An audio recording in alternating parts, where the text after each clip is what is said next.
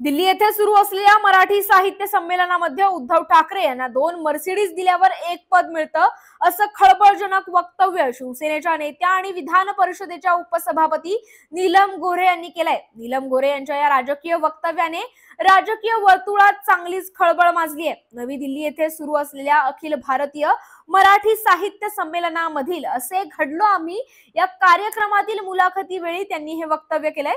त्यांच्या या वक्तव्याला ठाकरे गटाच्या नेत्या सुषमा अंधारे यांनी प्रत्युत्तर दिलंय। नीलम गोऱ्हे 30 वर्ष ज्या पक्षात राहिल्या तिथे असं काही होत असेल तर नीलम गोऱ्हे यांनी एवढा पैसा कुठे ठेवला याचं प्रश्नाचं उत्तर त्यांनी दिलं पाहिजे, कारण मातोश्रीवर एवढा कोणताही माणूस वावरत नव्हता।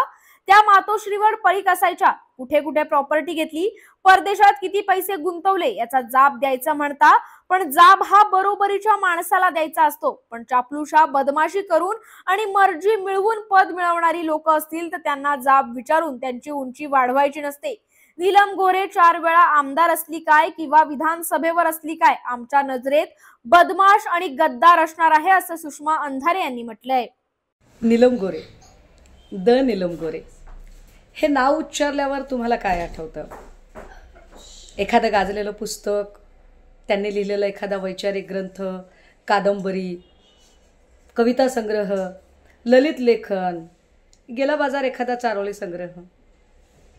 नाही, साहित्य संमेलनामध्ये साहित्यिक म्हणून त्यांना त्यांची मुलाखत घेतली गेली म्हणून मी आपलं सहज बोलतीये। तर अशा या नीलम गोऱ्हे यांना साहित्य संमेलनात बोलावणं, साहित्यिकांचीही कधी कधी अगतिकता आणि अपरिहार्यता असते आणि यांनाही तसं कोणी बोलावत नाही। तर त्यांनी असं म्हटलं की मी पक्षात असताना, म्हणजे त्या आमच्या पक्षात असताना बराचसा आर्थिक व्यवहार चालायचा, पदांच्यासाठी देवघेव चालायची आणि 2-2 मर्सिडीज कार द्याव्या लागायच्या। आता 2-2 मर्सिडीज कार म्हणजे फार मोठी गोष्ट आहे बाबा। मला तरी पक्षात येऊन फक्त 2-2.5 वर्ष झालेली आहेत। आमचे म्हात्रे दादा पण आत्ता पक्षफुटीच्या नंतर आलेले आहेत, पण त्याच्या आधी मातोश्रीवर सदा सर्व काळ पडीक कोण असायचं तर नीलम गोऱ्हे असायच्या। पक्षात कुणाला घ्यायचं, कुणाला नाही घ्यायचं, कोणाला प्रवेश द्यायचा नाही द्यायचा एवढंच काय, मातोश्रीच्या गेटच्या आत कुणाला सोडायचं कुणाला नाही सोडायचं, बॅरिकेड्स लावण्याचं काम नीलम गोऱ्हे करायच्या। त्यामुळे 18 महिने 13 त्रिकाळ मातोश्रीवर पडीक असणाऱ्या नीलम गोऱ्हे यांना हा आर्थिक व्यवहार जास्त चांगला माहीत असेल। उलट मी तर असा विचार करते की त्या असताना जर एवढा मोठा आर्थिक व्यवहार चालत असेल तर एवढे सगळे पैसे नीलम गोऱ्हेंनी कुठे ठेवले असतील बरं?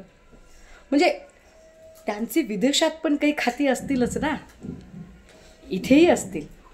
कारण नीलम गोऱ्हे म्हटलं की मला काही पुस्तकं किंवा त्यांची गाजलेली सभा, एखादं गाजलेलं आंदोलन असं काहीच आठवत नाही।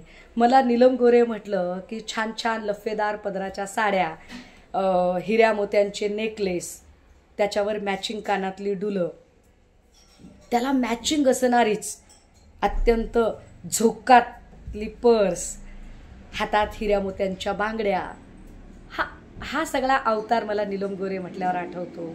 त्या नीलम गोऱ्हेंना या सगळ्या आर्थिक व्यवहाराबद्दल जास्त चांगलं माहिती असेल, किंबहुना त्याच्या पहिल्या लाभार्थी नीलम गोऱ्हेच असणार। मला नीलम गोऱ्हेंकडून खरंच तो हिशोब ऐकायला आवडेल। आता राहिला प्रश्न त्यांना काही जाब विचारायचा का, तर अजिबात नाही। ज्यांचा बुद्ध्यांक आहे आणि ज्यांना कर्तृत्व आहे आपण त्यांच्याशी वाद घातला पाहिजे। कर्तृत्व शून्य आणि निव्वळ चापलुसी करून, मर्जी संपादन करून, विश्वासघाताने पद मिळवणाऱ्या लोकांवर मी काही बोलावं असं मला अजिबात वाटत नाही। विजय वडेट्टीवार यांच्या विरोधात आम्ही निषेध नोंदवलाय, जिल्हाधिकाऱ्यांना निवेदन देखील दिलंय। विजय वडेट्टीवार यांनी जगद्गुरू नरेंद्र महाराज यांच्याविषयी अनुद्वार काढले। त्यांचं आणि त्यांच्या नेत्यांचं हे नेहमीच आहे। वडेट्टीवार यांनी केलेलं विधान अक्षम्य आहे। आम्ही पोलिसांकडे जाऊन FIR देखील देणार आहोत। जिल्हाधिकाऱ्यांना देण्यात आलेली ही तक्रार ते पोलीस आयुक्तांकडे देणार आहेत। मी स्वतः वडेट्टीवार यांच्याशी बोलणार आहे। वडेट्टीवार यांनी माफी मागावी, अन्यथा पुढे काय होईल हे आम्हाला माहित नाही असा इशारा मंत्री मंगल प्रभात लोढा यांनी दिलाय।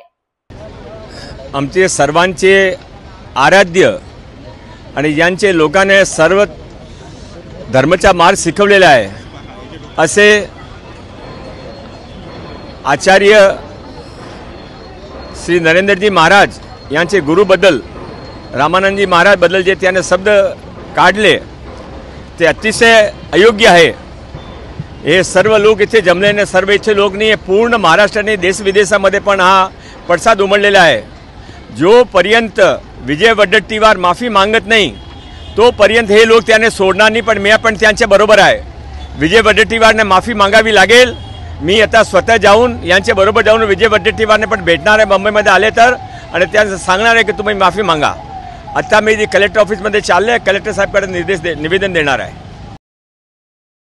ठाणे येथील खारकर आळी भागातील रघुवंशी हॉलमध्ये सोमवारी वनमंत्री गणेश नाईक यांनी जनता दरबार घेतला। यापूर्वी त्यांनी पत्रकारांशी बोलताना जनता दरबार घेण्यामागचं कारण स्पष्ट केलंय। 1995 साली मी मंत्री झालो तेव्हापासून जनता दरबार घेतो। ठाणे शहर, मीरा भाईंदर, नवी मुंबई आणि जिल्ह्यातील प्रत्येक तालुक्यात जनता दरबार घेत आहे। त्यामुळे जनता दरबार एकनाथ शिंदे यांना शह देण्यासाठी नाही, महायुती म्हणून आम्ही तिन्ही पक्ष एकत्रितपणे काम करतोय। त्यामुळे जनतेला दिलेला शब्द पाळण्यासाठी हा जनता दरबार आयोजित केल्याचं नाईक यांनी स्पष्ट केलंय। भारताने रविवारी पाकिस्तानला पराभूत करून विराट विजय मिळवल्यानंतर देशभरात जल्लोष साजरा करण्यात आलाय।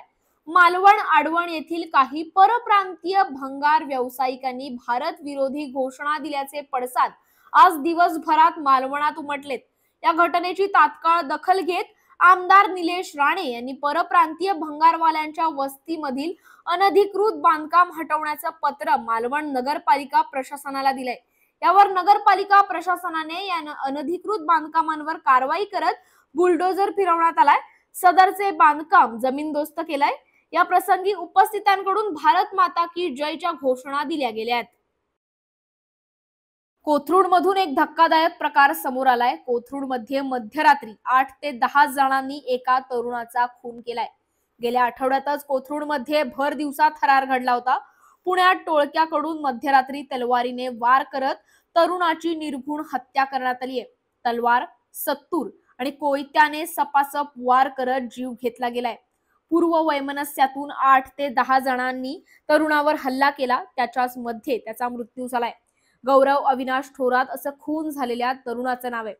हल्ल्या प्रकरणी सागर कसबे यांनी पोलिसात फिर्याद दिली होती। कोथरूड पोलिसांनी तात्काळ कारवाई करत काही जणांना ताब्यात देखील घेतलंय। यावरून पोलिसांनी दिनेश भालेराव, सोहेल सय्यद, राकेश सावंत, साहिल वाकडे, बंड्या नागटिळक, लखन शिरोळे, अनिकेत उपाप यांच्यावर गुन्हा दाखल केलाय। आता मध्यरात्री तरुणाची हत्या करण्यात आल्यामुळे या घटनेमुळे पुण्यातील कायदा सुव्यवस्थेचा प्रश्न पुन्हा एकदा निर्माण झालाय।